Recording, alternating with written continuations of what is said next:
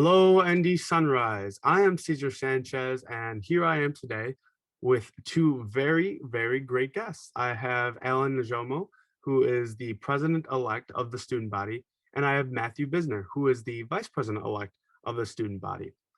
Guys, thanks so much for coming out today, coming out on this virtual sphere. Really excited to have you, and I'm really excited to give you a chance to share some of your platforms and what we have to look forward to going into next year. And thank you so much for your time, Cesar. And so with that, I'm just going to kind of go into the first question, which is really just kind of open-ended to you guys, in asking what kind of spurred you to really think that, running for student council, president, vice president was something that I wanted to do. And like, furthermore on that, how do you guys think that you specifically are the best for this job? Yeah, for me, I envisioned my senior year being an RA in Stafford Hall. I never really saw myself in this position. However, Maddie is the one who actually approached me in late October and asked if have I ever considered ever running for student body president. And to be honest with you, my answer was no. I never considered such a thing. But through speaking with a lot of my mentors and really delving into this process of discernment, I fell upon this idea of being in service to the student body, being in service of others. And that's really what spurred me to feel like we could do this, right? The idea that we could connect with people, figure out what people want out of this campus and out of their experience here at Notre Dame, and using that to build a platform and ensuring that this platform is cohesive of voices of students from all over campus. And I think that's what made us perfect for the job. We were really intentional about meeting with students. From the first week of winter break till the last week, we met with students every single week and got to know about what they wanted out of their Notre Dame experience. And so that's really what made us best. And luckily, somebody has entrusted us with this job, and we will 100% carry out our duties and our bold promises. But yeah, Matthew, I'll let you speak too. Yeah, and just to bounce off of that, I mean, much like Allan, my most fulfilling experiences here at Notre Dame have been those spent in service to the students. So whether it's working with the student government in the past or coordinating a network to make sure that folks could get home safely when the online transition hit last spring, it's been the most challenging and interesting and rewarding part of my Notre Dame experience to simply be in community and be in service to this community. So vice president of the student body was just another way I thought to do that, especially building on my experience with the Senate last year and the year before, and my own experiences on campus, whether with PRISM or through the various halls that I've lived in. And Allan, you mentioned that Matthew was the one who actually reached out to you to, kind of say, hey, is this something you'd want to do? Question to Matthew, what made you reach out to Allan? What was it that you said that you saw in him that you were like, hey, this is the perfect guy for the job for this? Yeah, so just to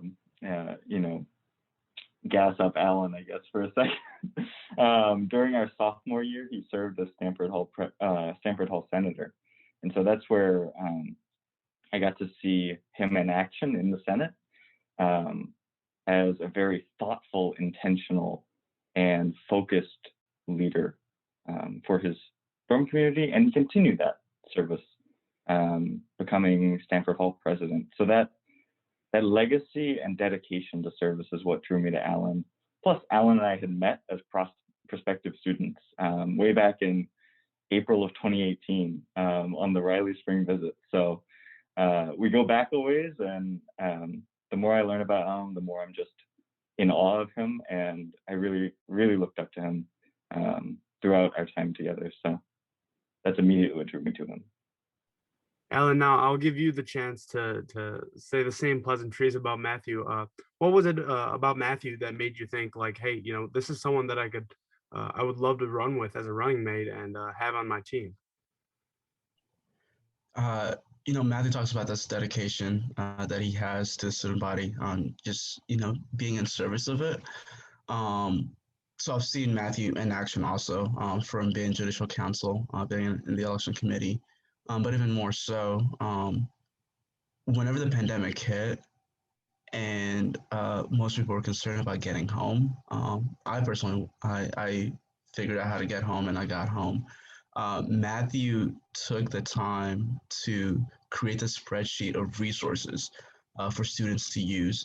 It was a very extensive spreadsheet of information that took a lot of time and dedication to develop. And students had access to this. So if he didn't have a place to stay, he gave students places, people to call and talk to about finding a place to stay, resources that students would need in time away from campus. That sort of dedication is what drew me. And that's why I felt super excited to run with Matthew because whenever he sees an issue and something that concerns the student body, he's willing to do the work that it takes in order to address that. And so knowing that I have someone dedicated on my side, it was a no-brainer once the opportunity was given. But yeah. So I want you guys to talk a little about the campaign that you just ran. I mean, talk about pretty much doing everything completely different from how any campaign for student body president has ever been run before. Um, with having to deal with the COVID restrictions, having to deal with the recent lockdown, just a week before the election, which I'm sure played a role there in last minute vote getting.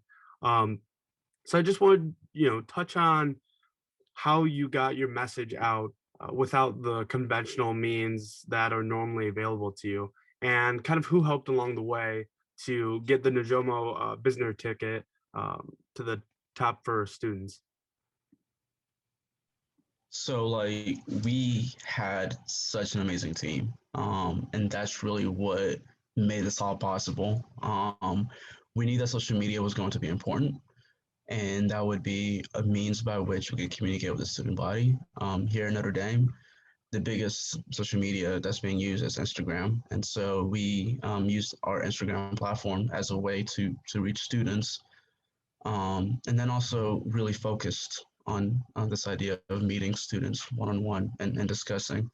But before all that happened, we had a team of 11 students who were behind our back. So Dane Sherman, Lovely, Ashley Lozana, Cassidy Farrell, Courtney Sauter, Connor Whittle, Anna Rask. I can go on, and I'm pretty sure I've missed two or three names. Jadrian Woods, and just so many students who were behind our back in order to make our campaign heard throughout the school. So these are the people who were on Instagram doing takeovers. These are the people creating posts, people creating the websites.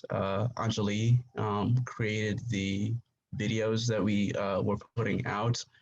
So at the end of the day, really, it was the team that we had because we couldn't have done that by ourselves. It's impossible. It really is. But because we had a good team, we were able to get our message across despite the restrictions we had. Yeah, and just to add one more name in there, Marty Kennedy was just absolutely dedicated to getting in touch with students and meeting them where they are. Dreaming up out of the box ways, right, to get the word out about the vote, even when we couldn't, run through the dining halls and ask people to vote. But also, I will say the organizations that we were working with to get endorsements and to guide the policy that was ending up on our platform, that was huge because ultimately their support is really, I think, what pushed us over the top, and the support of those organizations that aren't necessarily always reached out to during these elections is essential because we got to reach out to all the corners of campus that we can reach. And you talked a little about the kind of policy proposals that you saw on your platform. Um, Flesh out some of those proposals just a little bit. Just kind of give, a sense of what your guys' biggest priorities are and what, initiatives that you are really passionate about putting in coming next year. Yeah. So the first thing I'll say, I'll be remiss if I don't mention Zoe Case. She she was an integral part of designing a lot of the stuff we've put on social media, and I forgot to mention her name. But on that question of policies that we are passionate about, so the three things that we talked about throughout our campaign is this idea of holistic health and well-being, solidarity and equity, and bridging the gap. Of those three initiatives, the three things that we usually pick out of that and say that these are our main priorities and what we want to see happen. The first thing is sexual education, right? A lot of people who come into Notre Dame do not have a comprehensive sexual education out of high school, and as a result, because people don't know these important things, they end up being hurting themselves or hurting others. And so a big part of that is us, taking the step and creating resources that will be available to students. So right now, sexual health resources are available at UHS on their website, but not really available to the general student body. And so student government taking a role and putting that forward. Second thing is just making the Notre Dame experience more affordable. Textbooks costs are really high. Tutoring costs are really high. Summer classes can be very expensive. And so working with the different university departments in order to address those concerns that students have and ensuring that there's a way we can make these things more affordable for students, because it's part of the Notre Dame experience, as an upper class, whenever you're a junior or senior, you might need tutoring, but sometimes it can be very unaffordable. And textbooks costs are always really high. So creating a pool of funding that can be available to students whenever they need to buy textbooks. From there, the last thing is this idea of bridging the gap that exists here in the Notre Dame community. So there's gaps between student body and student government, the student body and the administration, and then also the student government, the student body and South Bend.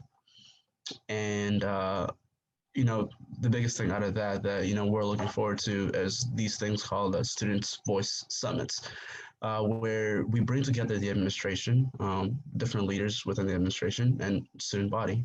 So students, not primarily in student government, but just normal students who are passionate about certain policy initiatives or just certain topics, and sitting them together and then making sure that the administration can hear the actual voice of us students.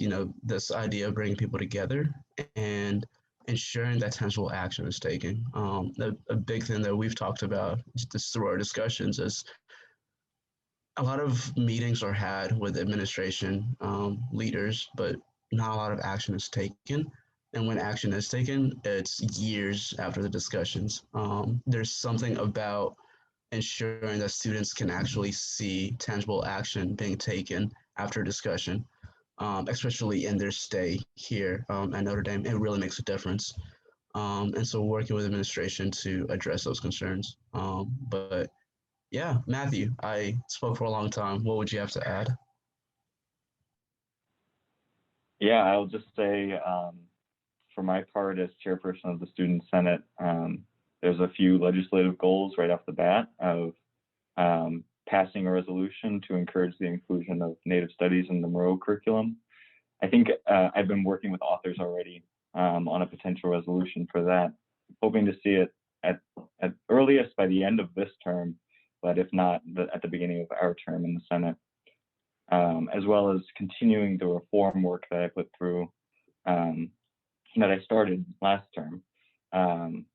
I have been working to reform the bylaws of the entire student union, which is a Herculean task in itself, but now it's time we actually start having hard discussions about, why do we have the structures that we have? and are they serving the student body in the best way that they could? So going forward with the ad hoc committee on governmental reform is going to be essential for that. And then besides that, we'll be looking to create some whitelists that will include socially responsible procurement options for the student union and clubs, in line with the more general socially responsible investing movement that's going on right now, thanks to NDSRI, as well as more sustainable programming guides for the student union, so that our events, hopefully when we have events again, are much more sustainable and taking care of our common home. And lastly, just kind of wanted to get an overall summary of, how you guys anticipate your administration playing out. So, what do you think that, or how do you hope that your Notre Dame legacy will end up playing out? Like, how do you want to be known? What do you want to be known for? How do you want people to remember you and your administration from your time at Notre Dame?